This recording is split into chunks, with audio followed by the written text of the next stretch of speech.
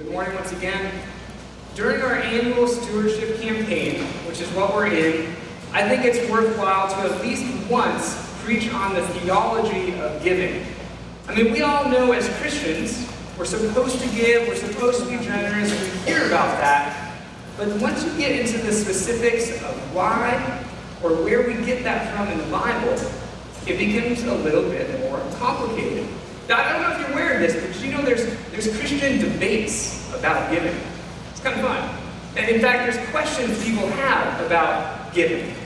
You may have heard some of these questions, such as, how much should we give? Should we give 10%? You may have heard that figure before. And if you give, is it before or after taxes? Does that matter? And is it all to the church, or can you give to charities, or is that an increased amount? And it's really fun when you start hearing these debates and questions, and it gets more complicated than it really should be when you talk about giving. And so this morning, we're going to study it. We're going to study why we give and why Christians are called to be generous. So let's start at the beginning with some definitions. So the word tithe, you've heard that before, right? Tithe literally means, the definition is a tenth. And so that is where some churches, some Christian circles, you get the 10% language. Where in the Old Testament, when God asked for a tithe, people would bring 10% of what they had. And so one interpretation of that is that modern day churches would say, okay, 10%, that's, off the top, you just give that to the church. It gets a little complicated though. Because in the Old Testament, you were giving 10% of your crops, your produce, not your income. You were giving 10%, you were a farmer, most likely. And that's what you were giving 10% of. And in fact, it gets even more complicated when we put Jesus into the mix. As he often does, he makes things a little bit more complicated, because in the New Testament, Jesus doesn't always seem to go by the 10% rule. Perhaps you remember this story of the rich young ruler who came up to Jesus and said, "What do I need to do to enter the kingdom of heaven?" And Jesus looks at him and says, "Sell all you have, give it all to the poor." Now, I'm not good at math, but that's not 10%. That's 100% of what he had. And to make things further complicated, there's another story where Jesus is in the temple. He's talking with some of the religious people. And then an old widow walks in. She puts 2 copper coins, not much at all, in the offering plate. And Jesus stops everyone right there and says, that widow just gave more than anybody else in this room, because she gave out of her poverty and not out of her abundance. And so to Jesus, it seems like a percentage doesn't really matter. It's more about what's going on in that person's heart. In fact, if I could put it into my own words, we'll get it on the screen for you, I would say this. It seems like the offering to Jesus depends less on what is given and more on what is going on inside the giver. And so we think about giving. And I want to study it this morning so that hopefully you and your family can come to some sort of conclusion on why we do it, and hopefully why it's worthwhile. So for this morning, we're going to study a text from the Old Testament, Deuteronomy 26. Now this text, it's Moses speaking, and the Israelite people have traveled around the desert for a long time, and they're on the brink of going into the promised land. But before they do, God says, we have some rules for you. I mean, you're about to go and form a new society in this land I'm going to give you. And so there's some ways that I want you to form that society. And giving is one of the things that God speaks about. So that is going to be our text today that we'll study in this context. It begins in this way. And as we read, just ask yourself these 2 questions continually. Ask yourself, what did they do back then? And what does it mean for today? We'll return to those a couple times. But here's the text from Deuteronomy. When you have come into the land that the Lord your God is giving you as an inheritance to possess, and you possess it and settle in it, you shall take some of the first of all the fruit of the ground which you harvest from the land that the Lord your God is giving you. And you shall put it in a basket and go to the place that the Lord your God will choose as a dwelling for his name, so the future temple. All right, so what did they do back then? Well, they would take, we'll get it on the screen and kind of highlight for you, they'll take some of the first fruit of what they had, and they'll go and take that to the temple. The first fruit being the thing that we want to bold here and an emphasis for us. This is the best of their crops. You know, so when you have a new season of crops, you're not looking going, that doesn't look right. We can't really sell that. Let's just go bring that to the temple. That can be our offering to God. No, God's saying, I want you to look at all your crops and then bring the best of the best. Being the first fruits of what you have. No leftovers here. Which is something I laugh about because in my household, I'm not a fan of leftovers at all. Like, you'll hear sometimes people say, pizza is better than the second day. And they're lying, it's not. It's best right out of the oven. And Sarah makes fun of me so much because I always just, I'm pushing back against leftovers, but I don't want to waste food, so I try to still eat them. But I read something like this and go, God doesn't like leftovers either. Look at that. He wants the first fruits. He wants the best of the best right away, taking that and then bringing it to the temple. So I think I'm in good company here. But then, what do you do once you get to the temple? You bring some of the best of what you have, and then there's something you have to do once you get there. And in your mind, I'd love for you to compare this to what we do today when we take an offering. Because it's a little bit more interactive. Here's what they did back then. In verse 3, you shall go to the priest who is in the office at that time and say to him, today I declare to the Lord your God that I have come into the land that the Lord swore to our ancestors to give us. So you have a speaking part. You say, God has fulfilled his promise to me. And then verse 4, so when the priest takes the basket from your hand and sets it down before the altar of the Lord your God, you shall make this response before the Lord your God. So we're going to speak a little bit more.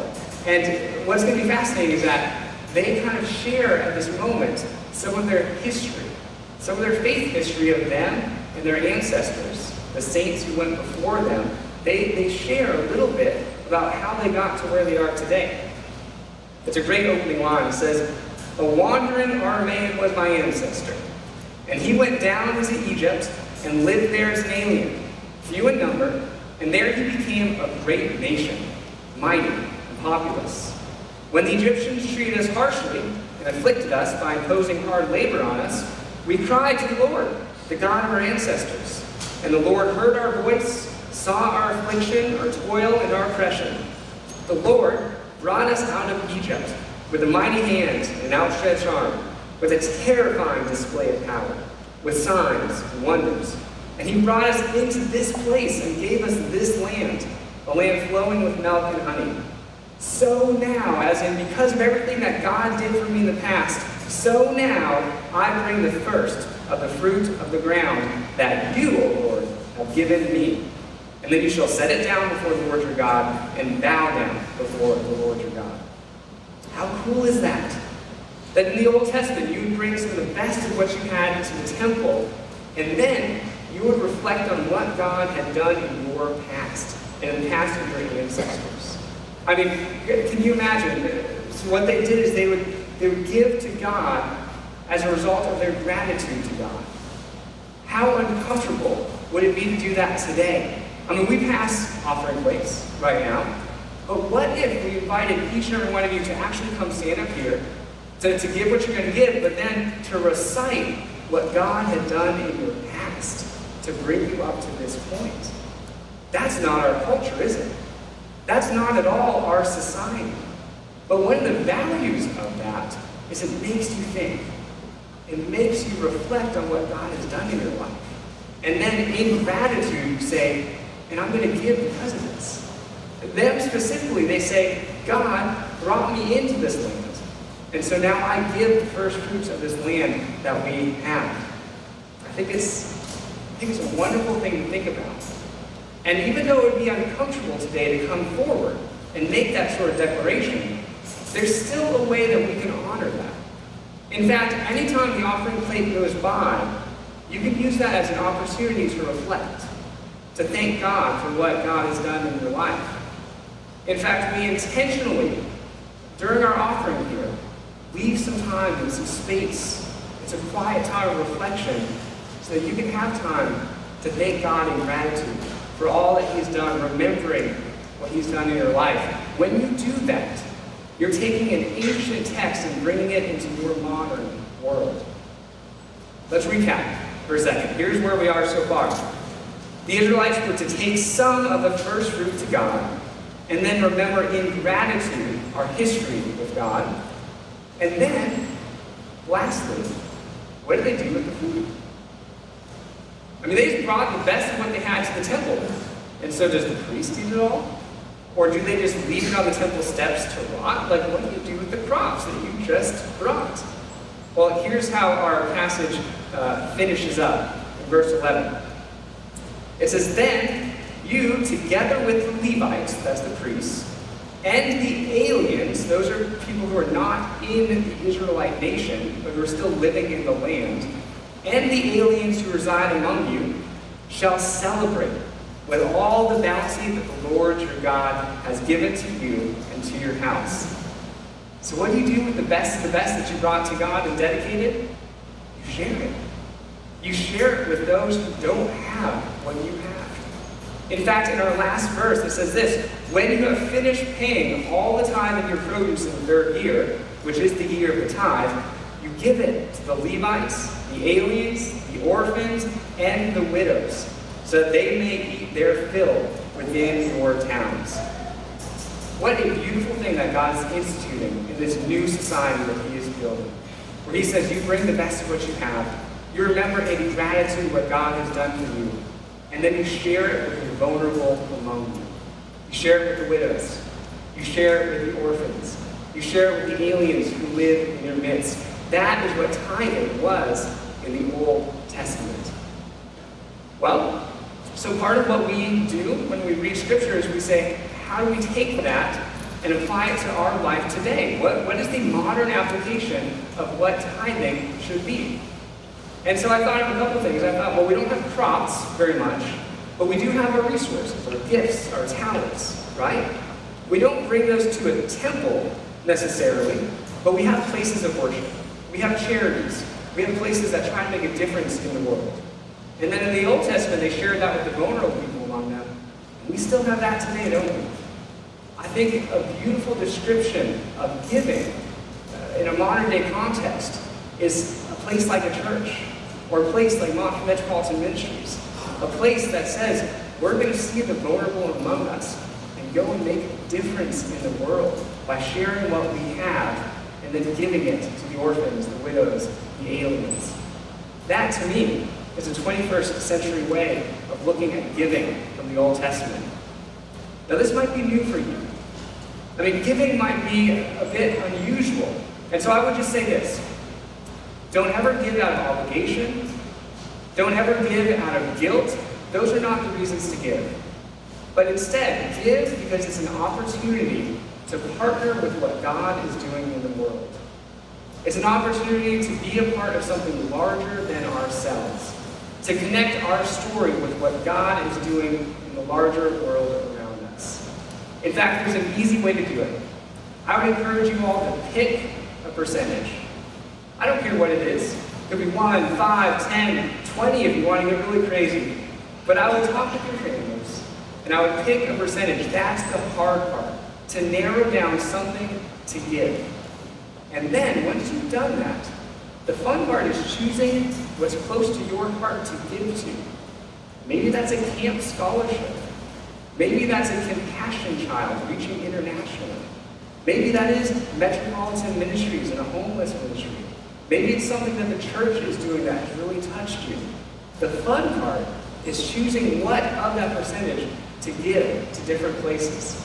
Because when we do that, we're connecting ourselves to what God is doing in the world and connecting ourselves to a bigger picture and story than we could if we were just isolated. And so, in fact, I bring us back to what Jesus said in the beginning, where it is not, the offering depends less on what is given and more on what is going on inside of the giver, each and every one of us. Let's pray.